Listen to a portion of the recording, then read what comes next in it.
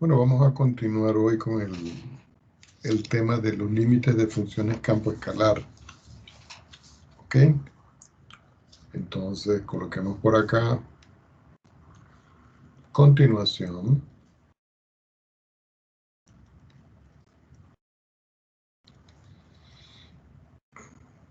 de las funciones campo escalar con sus límites. ¿Ok?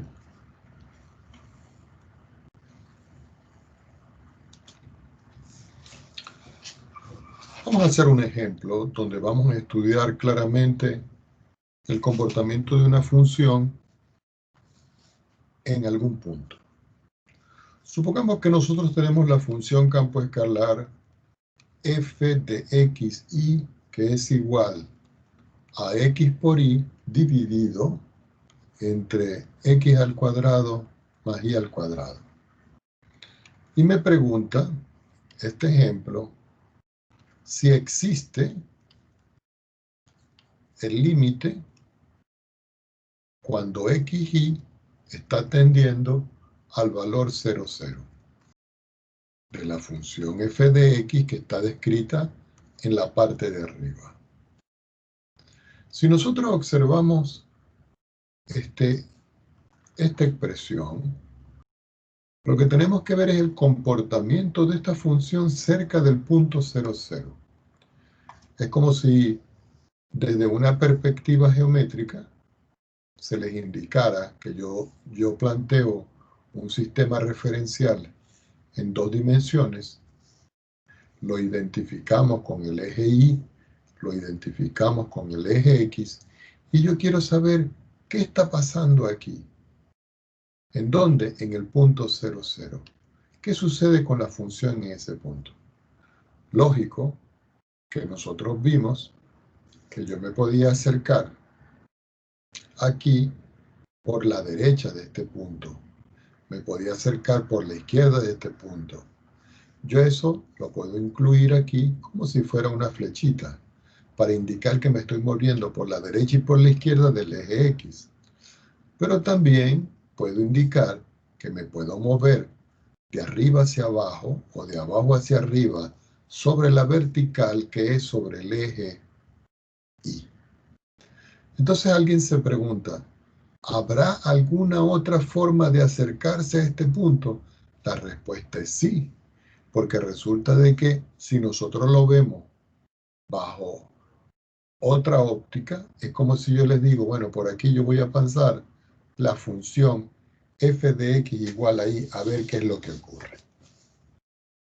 Entonces, si yo asumo de que y es igual a 0 para estos pares ordenados, es porque me estoy acercando por el eje Y al punto del centro. Cuando y vale 0, me estoy acercando por ahí, para cualquier valor de x.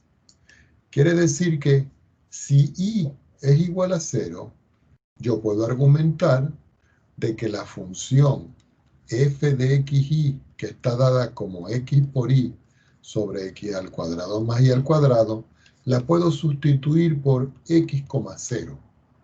Recuerden que cuando yo digo x, 0, es que me estoy acercando aquí para cualquier valor de x cuando y en este punto vale 0. Y eso es lo mismo que escribir x por 0 sobre x al cuadrado más 0 al cuadrado, donde 0 por x me da 0, 0 por x me da 0. Y aquí me queda x al cuadrado más 0 que x al cuadrado. Y 0 entre x cuadrado me da 0. Quiere decir que podemos ver claramente de que el valor que tiene la función aquí es 0. Ahora, eso mismo ocurre con esto. Pero si yo argumento ahora de que x es igual a 0, es porque la misma función f de xy, que es igual a x por y dividido entre x cuadrado más y cuadrado, lo voy a estudiar ahora para x igual 0 en cualquier punto xy. Quiere decir que la función ahora va a ser 0 para x e y va a ser cualquier valor. Es decir, que me voy a acercar por la línea azul. Haciendo la sustitución me va a quedar entonces de que esto es 0 multiplicado por y sobre 0 al cuadrado más y al cuadrado. 0 por y me da 0 y 0 más y cuadrado me da 0 entre y cuadrado y esto es 0. Aquí se puede ver claramente de que esto también me da 0. Es decir, que acercándose por el eje x, la función f de xy tiende a ser 0. Y acercándose por el eje y, la función f de x también tiende a ser 0. Ahora, uno viene y dice, ¿qué pasa ahora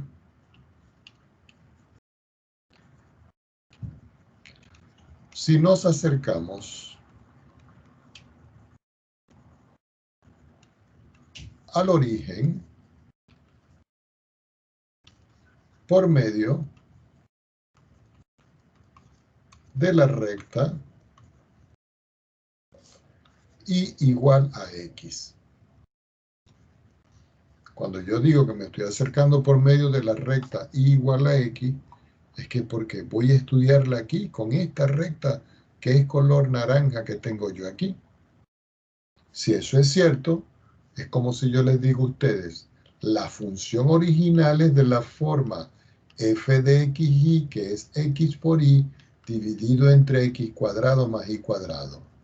Pero si yo digo que y es igual a x, entonces la función esta va a ser, el x sigue siendo x, pero el y lo voy a cambiar por x.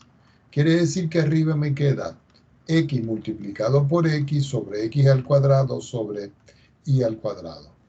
Sacando las cuentas me queda que f de xx va a ser igual a x al cuadrado sobre 2x al cuadrado. Yo puedo simplificar y observar ahora que el resultado que me está dando aquí es 1 sobre 2. Y este resultado 1 sobre 2 es distinto al 0 que me está dando aquí y que me está dando aquí. Entonces, ¿qué podemos concluir nosotros con esto? De que si yo me acerco por el eje X, me dio 0. Si yo me acerco por el eje Y, me da 0. Pero si me acerco por medio de la recta y igual a X, me da un medio. Un medio es diferente de 0. Entonces, aquí podemos nosotros concluir de que no existe el límite cuando xy tiende a 0, 0. ¿Por qué?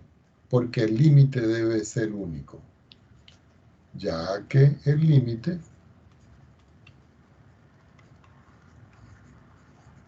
debe ser único. Entonces uno dice, ¿y de cuántas formas tengo que estudiar esto yo? Bueno, imagínense que si yo, por ejemplo, dibujo un sistema referencial de 2 dimensiones, este es mi eje Y y este es mi eje X, y yo vengo y lo identifico, este es Y y este es X.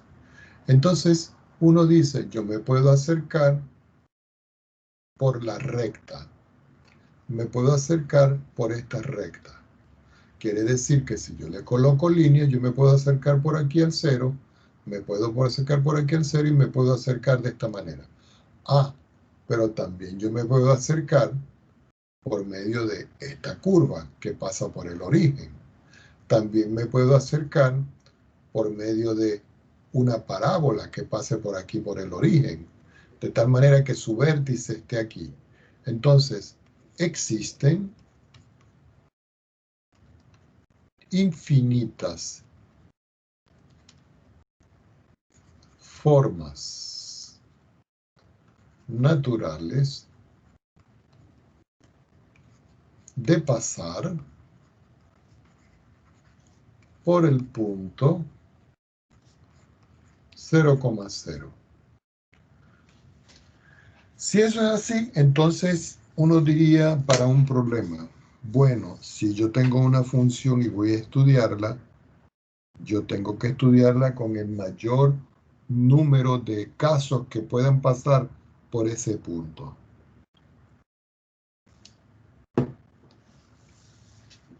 Es como si yo les digo a ustedes, compartiendo una hoja en GeoGebra. Vamos a compartir una hoja en GeoGebra para que ustedes visualicen. Yo tengo aquí mi hoja en GeoGebra. Yo voy a tratar de acercarme al punto que está en el centro. Y resulta que el punto que está en el centro yo lo puedo identificar y decir, el punto que está aquí es el punto A.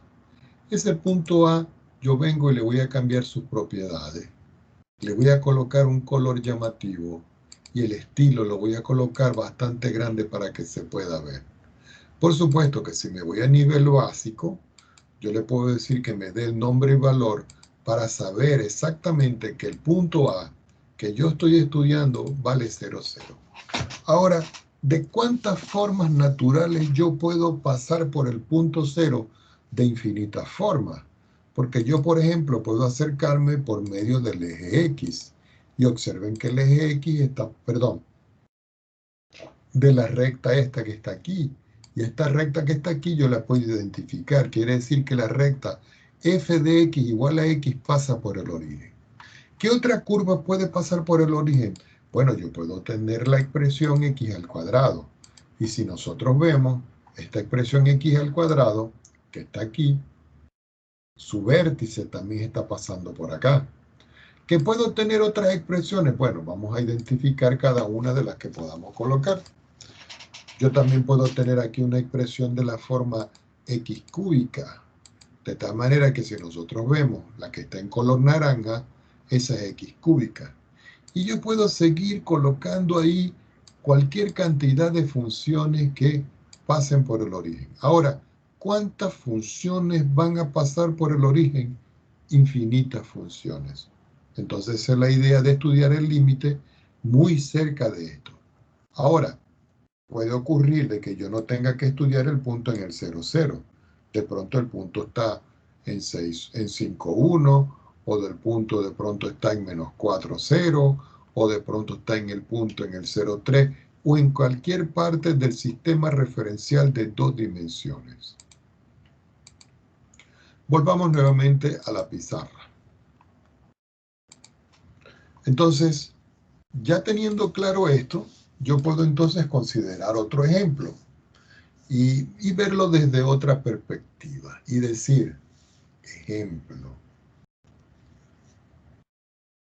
si yo tengo una función f de xy muy parecida a la anterior, pero esta ahora es x por y al cuadrado sobre x al cuadrado más y a la 4, la pregunta de rigor para este ejercicio, ¿existe el límite cuando xy tiende a 0,0 de la función descrita aquí arriba? Entonces uno tiene que comenzar a estudiar. Uno viene y observa. Resulta de que el punto 0,0 nosotros ya sabemos que es el origen de coordenada. Como es el origen de coordenada, para ahorrar tiempo, nosotros podemos considerar la recta y igual a mx. ¿Por qué podemos considerar la recta y igual a mx? Porque no importa el valor que yo tenga de la pendiente, no importa si es positivo o negativo, cada vez que yo sustituya x por 0, 0 por la pendiente me da 0, y quiere decir de que el origen satisface a esta familia de rectas. Esto que está acá es una familia de rectas. Ya teniendo claro lo de la familia de rectas, yo vengo y me voy a estudiar el límite de esa función. Entonces alguno de ustedes dirá, profesor, pero ¿cómo haríamos para estudiar esto escribiendo la estructura del límite? Sería de la siguiente forma.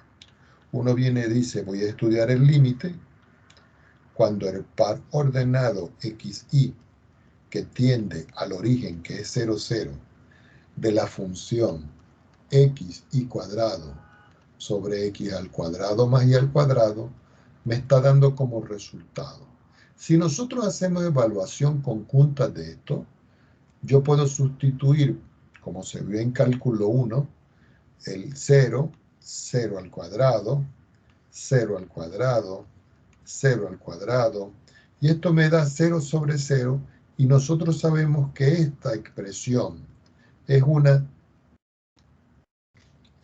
indeterminación. Vamos a escribirlo bien. Es una indeterminación.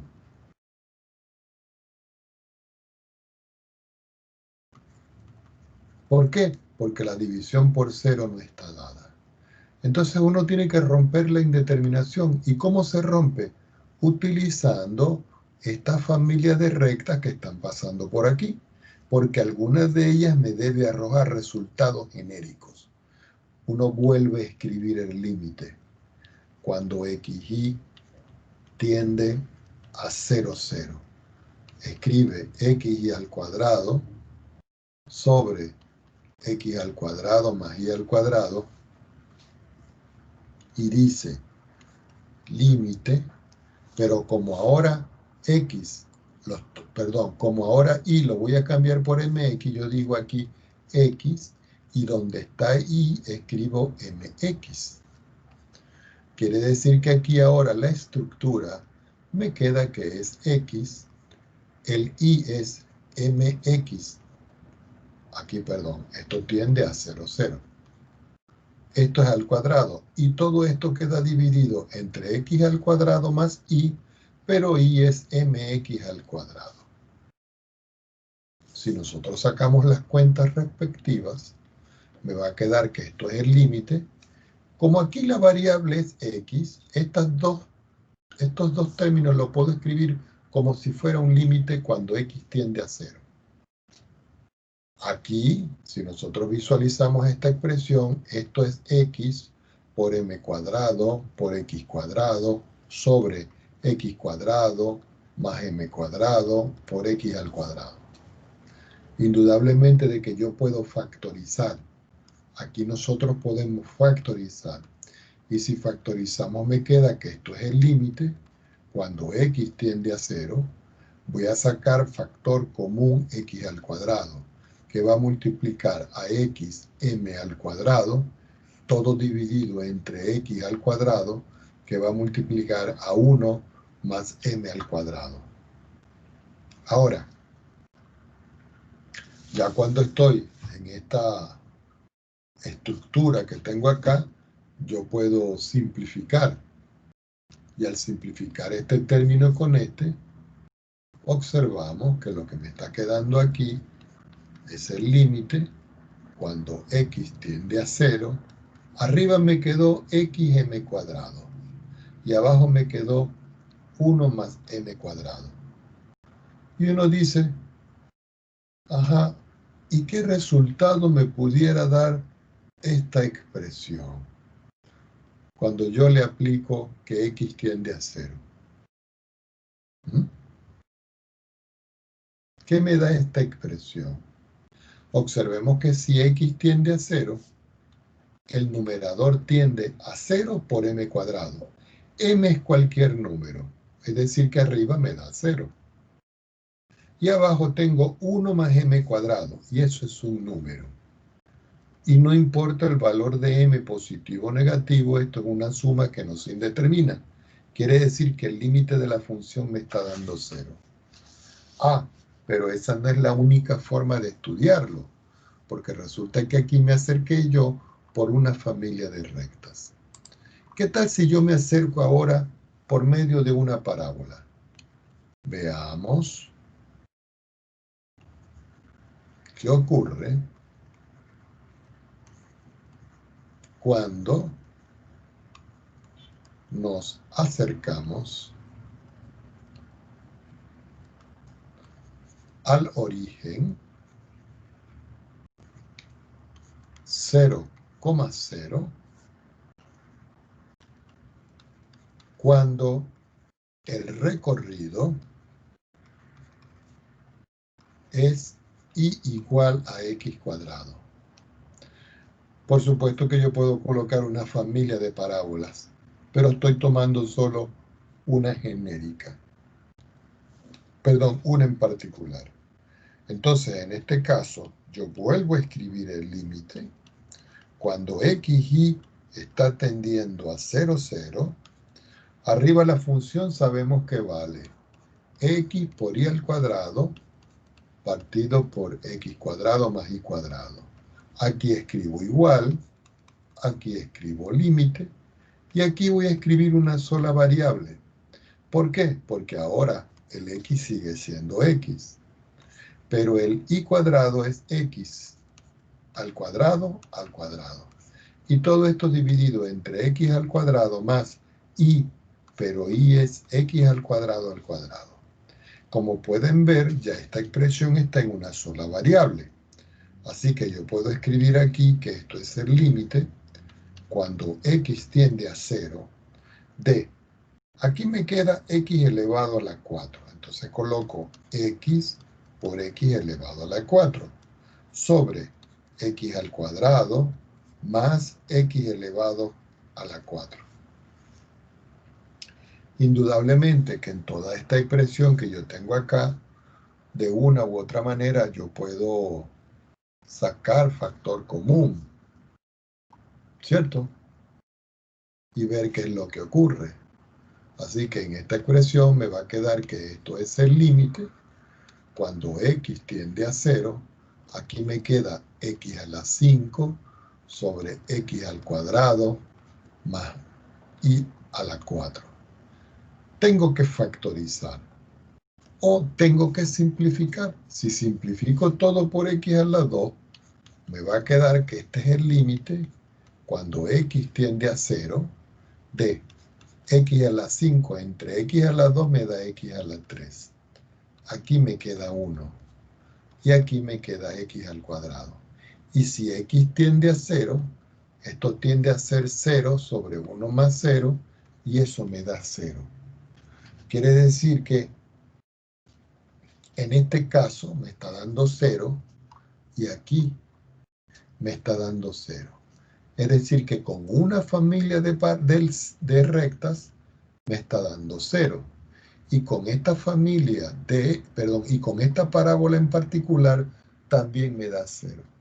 Ahora yo vengo y pregunto, la curva, y la cambiamos ahora, x que es igual a y al cuadrado, pasa por el origen. La respuesta es sí, porque si yo sustituyo en esta expresión x igual a 0, entonces y igual a 0. Una forma de ver esto es que esto es una curva, pero no es función, utilizando la regla de la vertical que se ve en cálculo 1. Ahora vamos a ver qué ocurre. Resulta de que yo sé que el límite original, cuando xy tiende a 0, 0, es de la forma x por y al cuadrado sobre x al cuadrado más y al cuadrado. Perdón, más y a la 4. Esto que está acá es la forma original que tenemos nosotros del ejercicio. Me pasé. ¿Dónde está?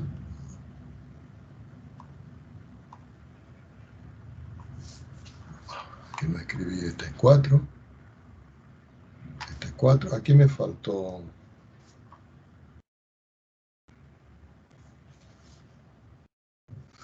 Aquí me faltó escribir 4. Disculpen ustedes aquí. Hay que arreglar esto, jóvenes, porque si no van a tener un error aquí. Déjenme ver qué fue lo que escribí yo acá. Ah, no, x al cuadrado. Está bien, está bien. Disculpen ustedes. Está bien, es x al cuadrado. Esto está bien. Y aquí este era al cuadrado. No sé por qué consideré un 2, pero es al cuadrado. Aquí tenemos un cuadrado. Pero entonces ahora yo voy a utilizar este cambio, que lo estoy anotando yo aquí en rojo, que no es función, pero es una curva que está pasando por allí. Entonces yo voy a decir ahora aquí el límite, lo voy a anotar en rojo, cuando y tiende a 0 de x. Pero x para mí es y al cuadrado. Y al cuadrado queda como y al cuadrado. X cuadrado queda como y elevado a la 4. Y a la 2 me queda como y a la 2. Si sacamos las cuentas, aquí me queda que esto es el límite cuando y tiende a 0 de y elevado a la 4 sobre y elevado a la 4 más y elevado a la 2.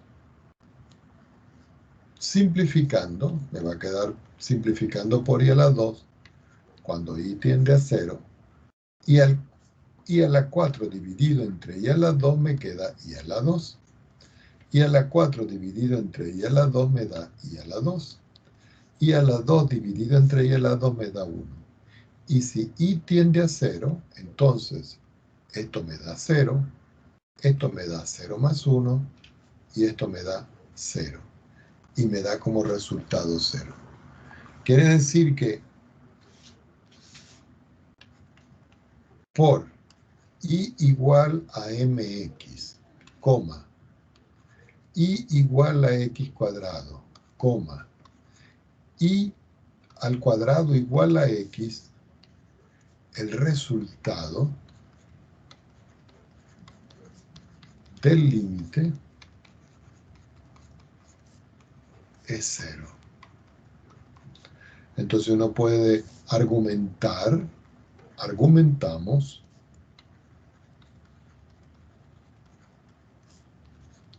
que existe. ¿Ok?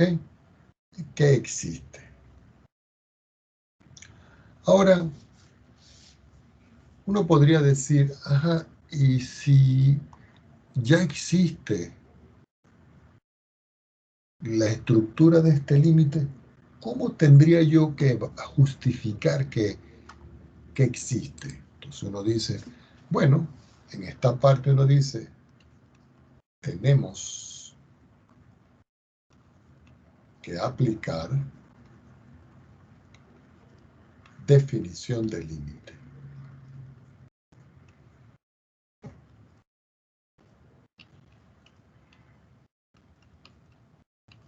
¿Ok? Tenemos que aplicar definición de límite. ¿A cuál función?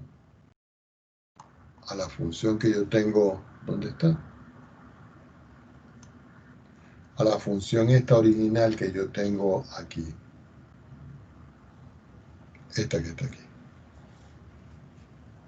Que es la que estamos estudiando.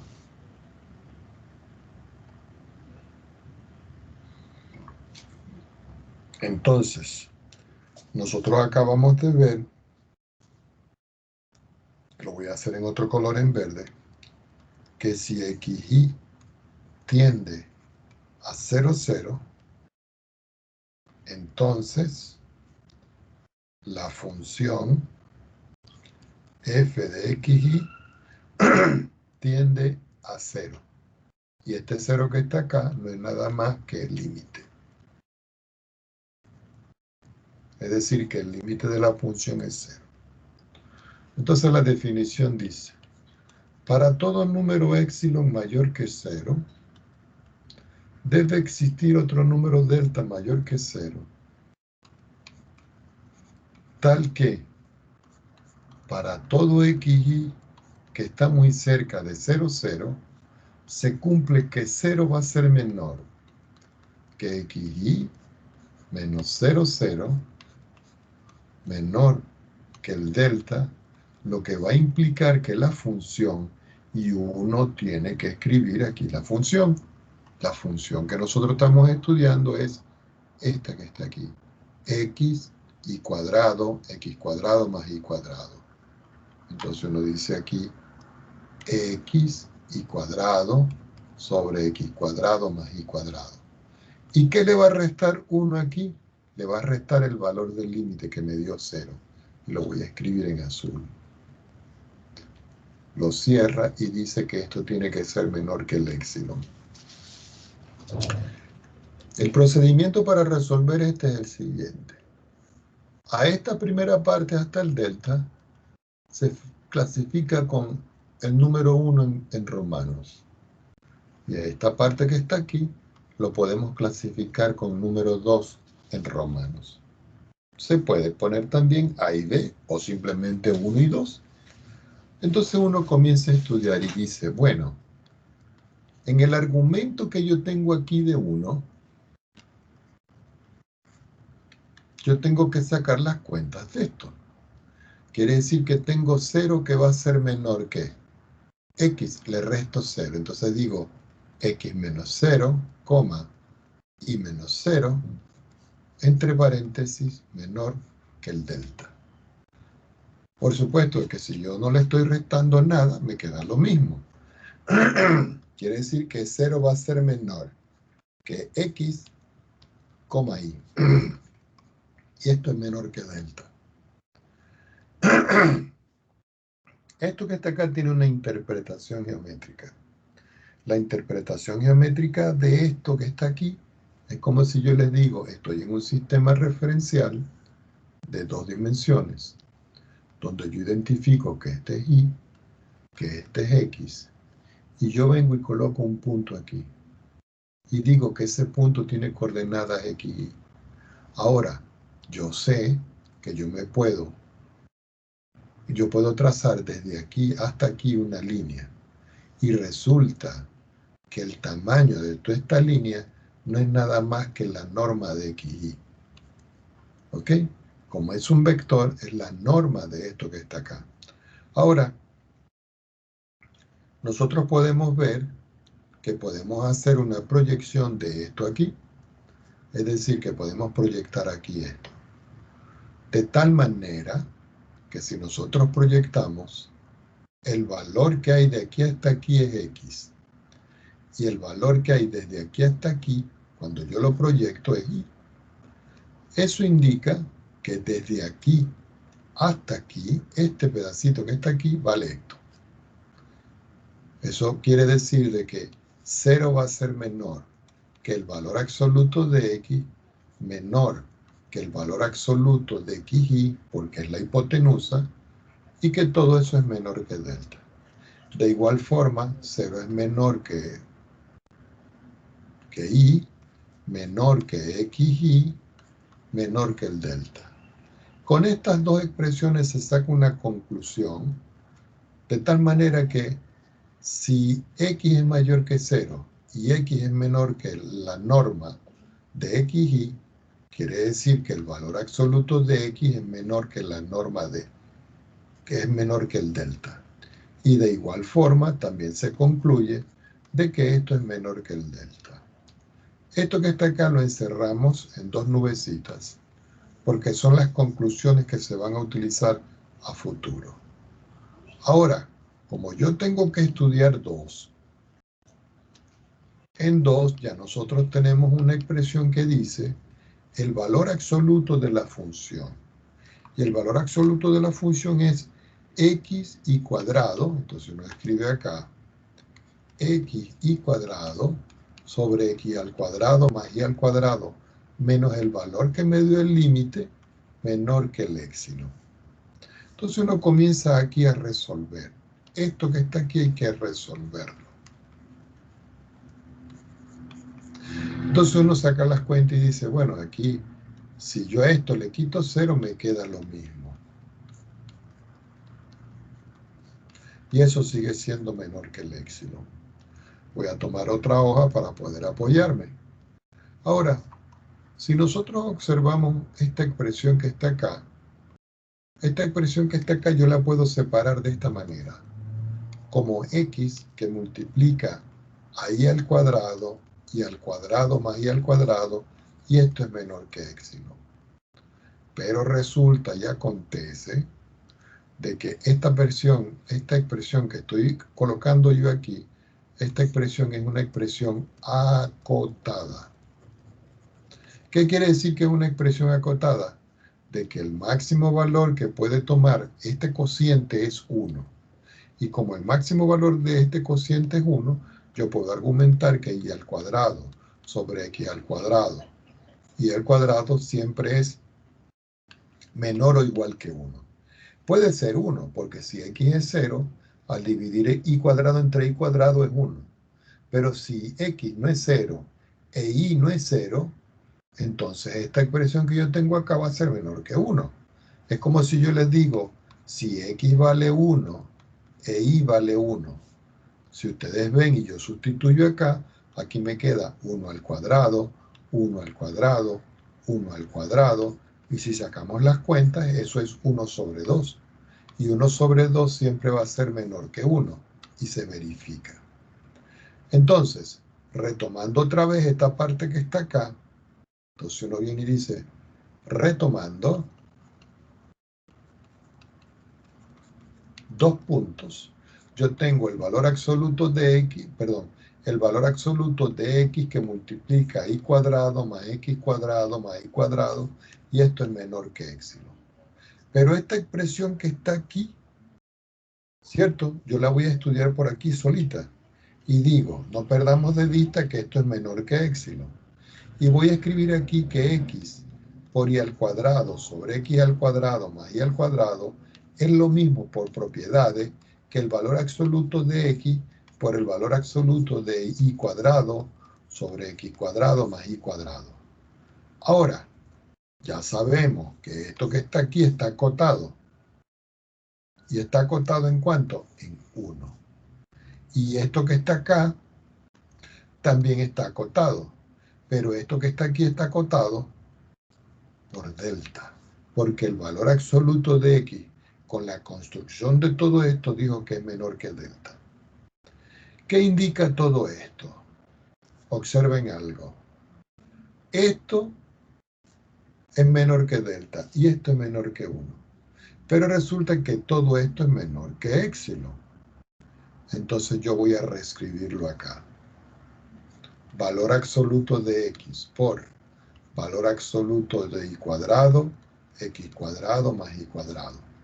Recuerden que esto es menor que el épsilon que está aquí. Pero esto es menor que esto, que es delta, que multiplica esto, que es 1. Y todo esto es lo mismo que está aquí, porque esto es esto. Quiere decir que esto es igual a épsilon. Al multiplicar delta por 1, consigo que delta es igual a épsilon. Y cuando uno llega a encontrar una relación con esta para todo épsilon positivo, ya acabamos de encontrar un delta.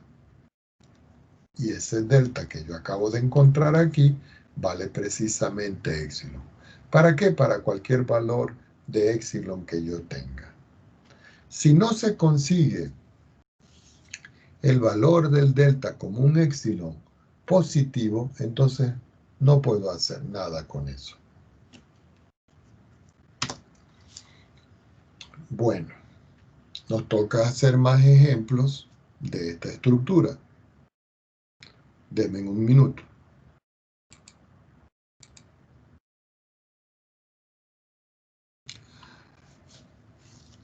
Hoy no se ha conectado nadie. Creo que hoy no hay actividad. Voy a revisar el portal a ver, porque creo que hoy no había actividad y aparentemente ustedes como que no tenían clase. Sin embargo, bueno, yo les adelanto ese poquito, lo voy a grabar siempre, lo voy a subir al LMS y retomamos esta clase la próxima semana.